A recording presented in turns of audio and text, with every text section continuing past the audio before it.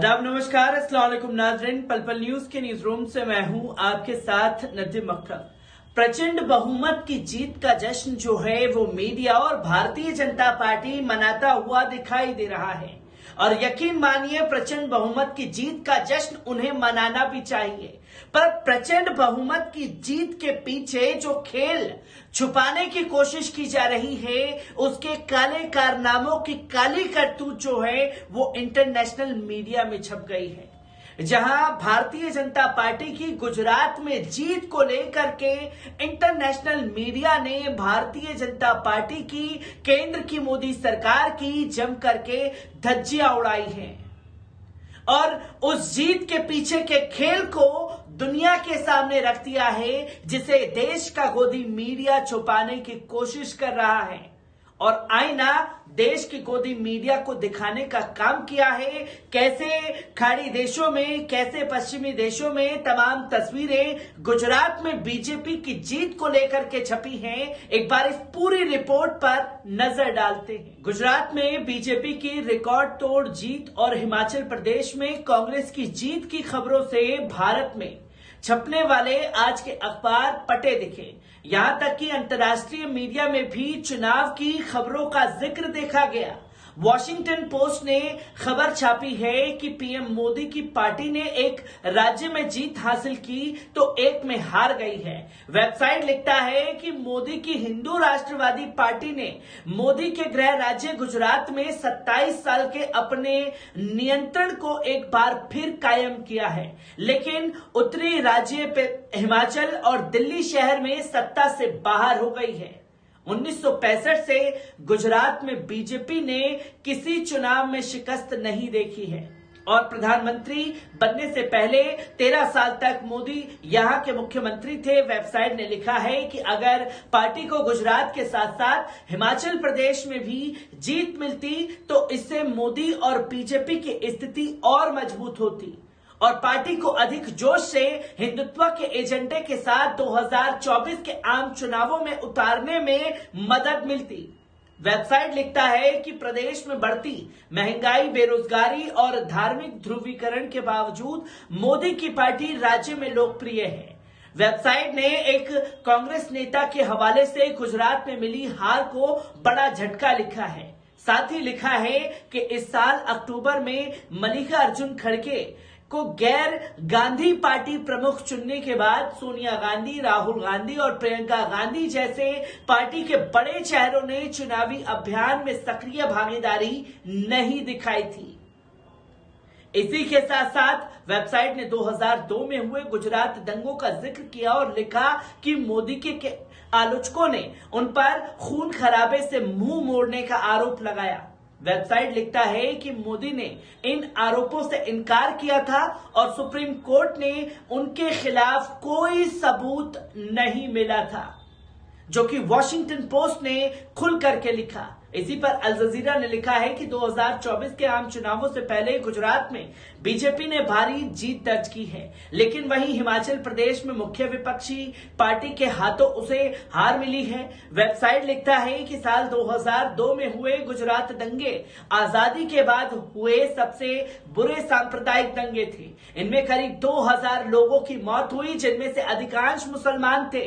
इसके बाद मोदी ने खुद को हिंदुओं के नेता के रूप में स्थापित किया था। वेबसाइट लिखता है कि बीजेपी पर हिंदू वोट पाने के लिए धार्मिक ध्रुवीकरण करने के आरोप लगाए जाते हैं।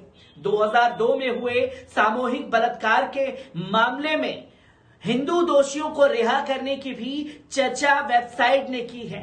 वेबसाइट ने लिखा है कि भारतीय मीडिया की कई रिपोर्ट्स के अनुसार गुजरात में महंगाई और बेरोजगारी जैसे मुद्दे हैं, लेकिन मतदाताओं का फैसला शायद मोदी की शख्सियत और मुसलमान विरोधी भावना से प्रभावित दिखा है। और इसी पर वेबसाइट ने दिल्ली के जवाहरलाल नेहरू विश्वविद्यालय में राजनीति शास्त्र के जानकार अजय गुणवर्ती के हवाले से लिखा कि बीजेपी की जीत दिखाती है कि गुजरात में हिंदू वोटों का ध्रुवीकरण हो चुका है। वो कहते हैं कि हिंदू कार्ड में फेंके जाने के बाद विपक्ष के पॉपुलर नेता भी हार का सामना कर रहे हैं। आपको मानना होगा कि ये भावना जनमानस के भीतर तक बैठी हुई है। वेबसाइट ने दिल्ली के एमसीडी चुनावों में बीजेपी की हार का जिक्र किया और साथ ही यह लिखा है कि गुजरात चुनाव में जीत के बाद मोदी अब लोकसभा चुनावों की तैयारी करेंगे और लगातार तीसरी बार प्रधानमंत्री के कार्यालय की उम्मीद रखेंगे। इसी पर वेबसाइट ने अल्पसंख्यक अधिकार कार्यकर्ता के हवाले से लिखा है कि बीजेपी ने मुसलमान विरोधी अभियान चलाया था और यहां पर वोटिंग सांप्रदायिक नजरिए से हुई है। उन्होंने आरोप लगाया कि राजनीति में मुसलमानों का प्रतिनिधित्व बिल्कुल नहीं है और ध्रुवीकरण के माहौल में सरकार उनकी आवाज दबाना चाहती है। ब्लूमबर्ग ने बीजेपी की बड़ी जीत को सुर्खियों में रखा और ये लिखा कि महंगाई और बेरोजगारी के मुद्दों के बीच यह चुनाव कराए गए थे। वेबसाइट ने साफ तौर पर लिखा कि गुजरात में चुनाव जीतकर बीजेपी ने साबित कर दिया कि महंगाई जैसे मुद्दों के बीच भी मोदी मतदाताओं की पसंद बने हुए हैं।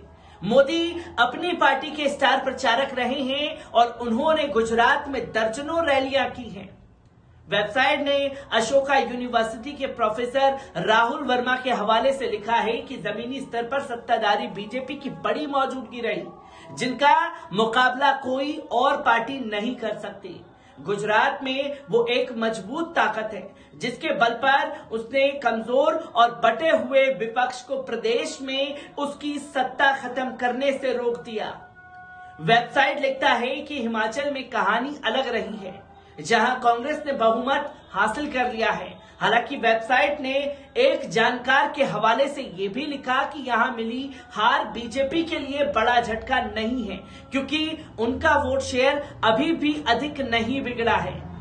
ब्रिटेन से छपने वाले गार्जियन ने लिखा कि गुजरात में बीजेपी की बड़ी जीत पर रिपोर्ट की है और लिखा है कि बीजेपी ने यहां चुनाव प्रचार में कोई कोर कसर नहीं छोड़ी। मोदी जी ने यहां 30 से अधिक रैलियां की, जबकि उनके करीबी माने जाने वाले अमित शाह ने भी यहां कई रोड शो किए। वेबसाइट लिखता है कि राष्ट्रीय स्तर पर पहले ही पिछड़ रही कांग्रेस को यहां करीब 60 सीटों का अब नुकसान हुआ है।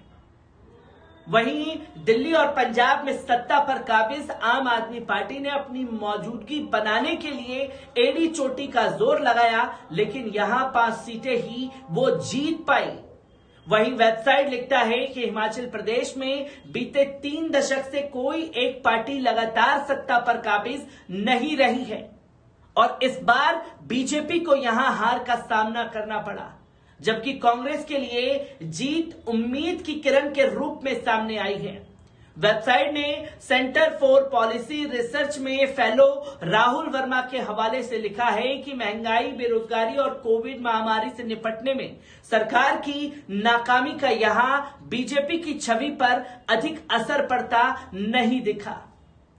उनका यह भी कहना था कि बीजेपी की जीत का एक कारण यह भी रहा है कि यहां विपक्षी कांग्रेस एकजुट नहीं थी और चुनावों में एक तीसरे खिलाड़ी के रूप में आम आदमी पार्टी ने अपनी किस्मत आजमाई और वोट बांटने का कारण बनी।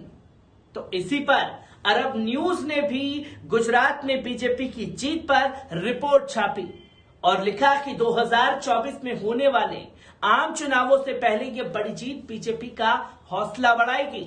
वेबसाइट ने लिखा कि बीजेपी को 80% से अधिक सीटों पर जीत मिली है और उसने 2002 का अपनी ही जीत का रिकॉर्ड तोड़ दिया है। 2002 में बीजेपी को 127 सीटों पर जीत मिली थी। मोदी तीसरी बार प्रधानमंत्री बनने की उम्मीद कर रहे हैं और गुजरात चुनाव के लिए उन्होंने चुनाव अभियान में बढ़ चढ़कर हिस्सा लिया है। वेबसाइट यह साफ तौर पर लिखता है कि गुजरात में बीजेपी को मुख्य टक्कर मिली है कांग्रेस और आम आदमी पार्टी से, जो 2012 में भ्रष्टाचार विरोधी आंदोलन में अस्तित्व में आई थी। 137 साल पुरानी पार्टी गुजरात विधानसभा चुनाव के अपने प्रदर्शन से काफी पीछे हो गई है। वहीं हिमाचल प्रदेश चुनावों का जिक्र करते हुए वेबसाइट ने लिखा है कि यहां भी बीजेपी को मोदी के आक्रामक चुनाव प्रचार से उम्मीदें थी, लेकिन यहां नतीजा उसके पक्ष में नहीं बना है। तो इंटरनेशनल मीडिया ने गुजरात में भारतीय जनता पार्टी की जो प्रचंड बहुमत का ढिंडोरा पीटा जा रहा है, उसके पीछे की असली हकीकत को दुनिया के सामने तार तार करके रख दिया है। मैं ऐसी ही खबरों से आपको रूबरू कराता रहूंगा। दीजिए इजाजत, शुक्रिया।